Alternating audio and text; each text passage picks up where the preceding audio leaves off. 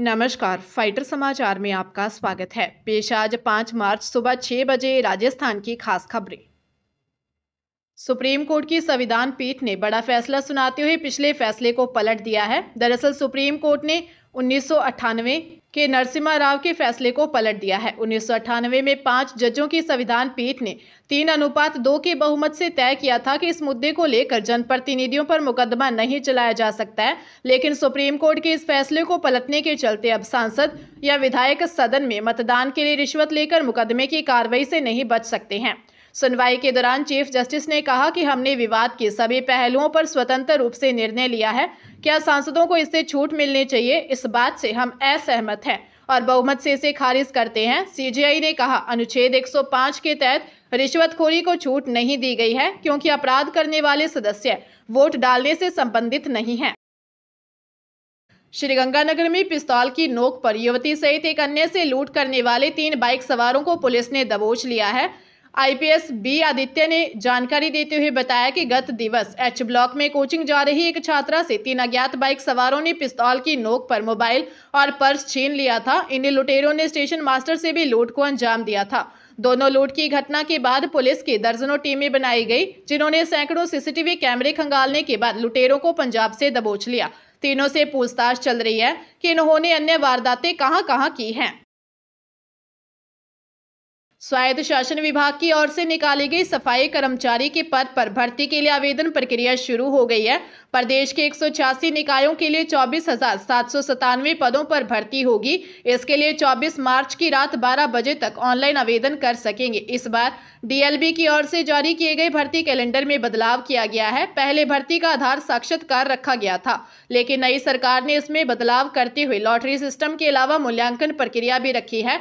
आवेदनों के 3 गुना आवेदनों में से लॉटरी निकाली जाएगी। लॉटरी में चयनित हुए अभ्यर्थियों से 3 माह तक नालों की सफाई, शहर के प्रमुख बाजारों की साफ सफाई, सीवरेज सहित नालियां साफ करवाकर देखी जाएंगी।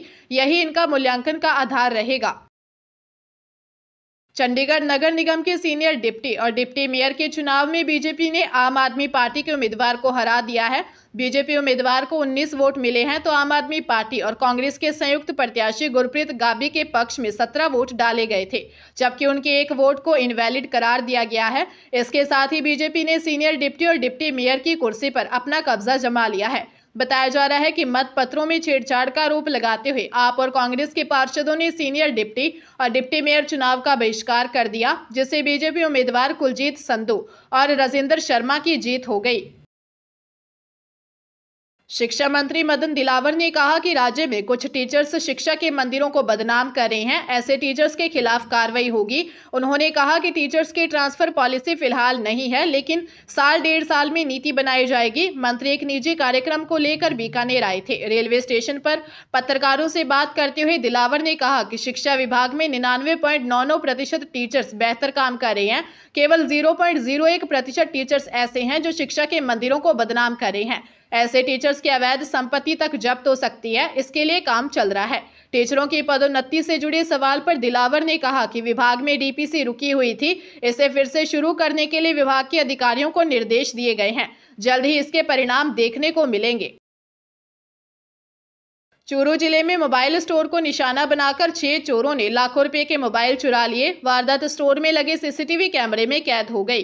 कोतवाली थाना पुलिस ने मौके पर पहुंचकर मौका मुआयना किया। घटना जीवन रेखा अस्पताल के पास मोबाइल स्टोर पर हुई।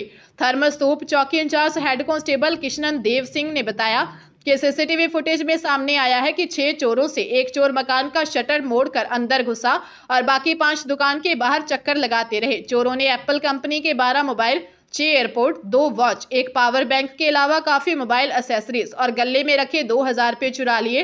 वारदात को अंजाम देकर सभी एक साथ वहां से निकल गए। मोबाइल स्टोर मालिक चूरू निवासी रवि सैनी ने करीब 15 लाख रुपए के सामान चोरी होना बताया है। पुलिस चोरों की तलाश कर रही है।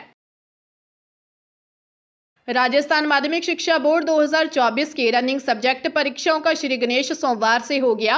अंग्रेजी विषय के पेपर के साथ ही परीक्षाएं शुरू हुई। हालांकि वर्ष 2024 की आरबीएससी परीक्षाओं का श्री गणेश 29 फरवरी से हुआ था।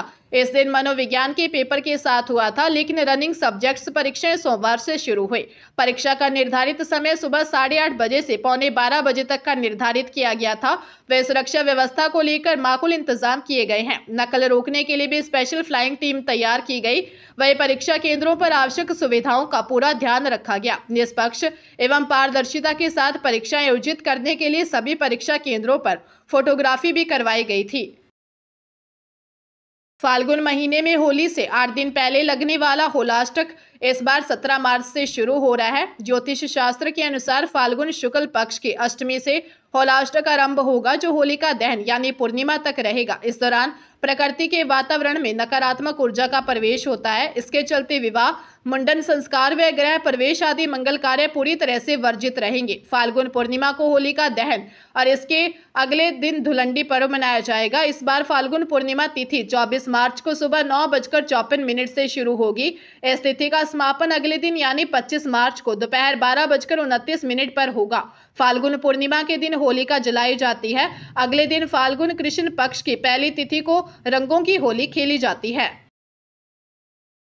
पंजाब के पठानकोट में अमृतसर नेशनल हाईवे पर गांव परमानंद के पास एनआरआई युवक की गोली मारकर हत्या कर दी गई। पुलिस ने मौके पर पहुंचकर शव को कब्जे में ले लिया। जानकारी के मुताबिक मृतक युवक कुछ दिन पहले ही अपने गांव लौटा था और बीती रात एक शादी समारोह से अपनी थार में वापस लौट रहा था।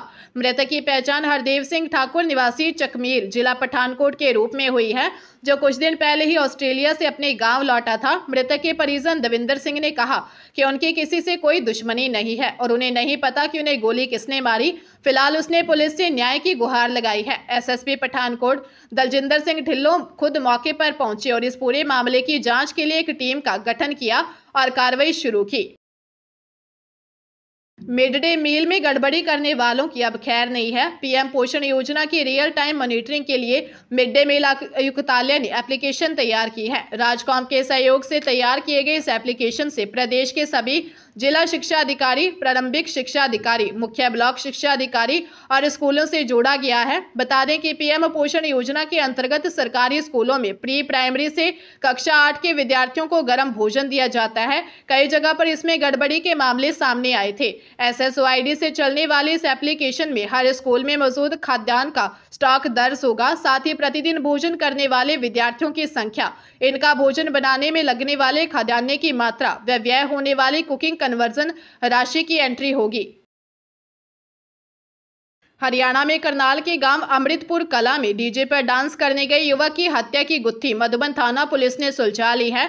पुलिस के मुताबिक हत्या का आरोपी कोई और नहीं बल्कि उसका चचेरा भाई है, जो उसी के साथ बैठकर शराब पी रहा था, जिसने रंजिशन युवक की हत्या कर दी थी। दरअसल अमृतपुर कला गांव का 34 वर्षीय रामपाल पड़ोस में सुरेश सैनी के लड़के की शादी में डीजे पर डांस करने के लिए गया, जहां पर उसी के चचेरे भाई बंटी के साथ कहासुनी हो गई। इसी बीच बंटी ने उसकी हत्या कर दी। मधुबन थाना प्रभारी विनोद कुमार ने बताया कि आरोपी बंटी ने पूछताछ में हत्या करना कबूल कर लिया है। परिजनों ने बताया कि 10 महीने पहले रामपाल की पत्नी की मौत बीमारी के कारण हो चुकी है। रामपाल के 2 बच्चे हैं। पिता की हत्या के बाद से दोनों बच्चों के सिर से माता पिता का साया उठ गया। नागौर जिले के मेड़ता में देर रात एक पेट्रोल पंप पर 3 लुटेरों ने लूट की कोशिश की, लेकिन मौके पर कैश न मिलने पर लुटेरे पेट्रोल पंप के ऑफिस में रखे कार्ड स्वैप मशीन और स्टॉक रजिस्टर लेकर फरार हो गए। लुटेरों की यह वारदात सीसीटीवी में रिकॉर्ड हो गई। मामला गोटन थाना क्षेत्र के इंदावड़ कस्बे में रामचंद्र भांबू का भारत पेट्रोल पंप का है। घटना की सूचना मिलने पर गोटन पुलिस मौके पर पहुंची और सीसीटीवी फुटेज खंगालते हुए मामले की इन्वेस्टिगेशन शुरू की। प्रारंभिक जांच में सामने आया कि लुटेरे वारदात के बाद बोरुंदा की तरफ भाग गए थे। सभी लुटेरों के मुंह बांध रखा था। ऐसे में सीसीटीवी में उनका चेहरा स्पष्ट रूप से दिखाई नहीं दिया है। डीएसपी नूर मोहम्मद ने बताया कि पुलिस सीसीटीवी फुटेज सहित अन्य तकनीकी मदद से मामले की जांच कर रही है।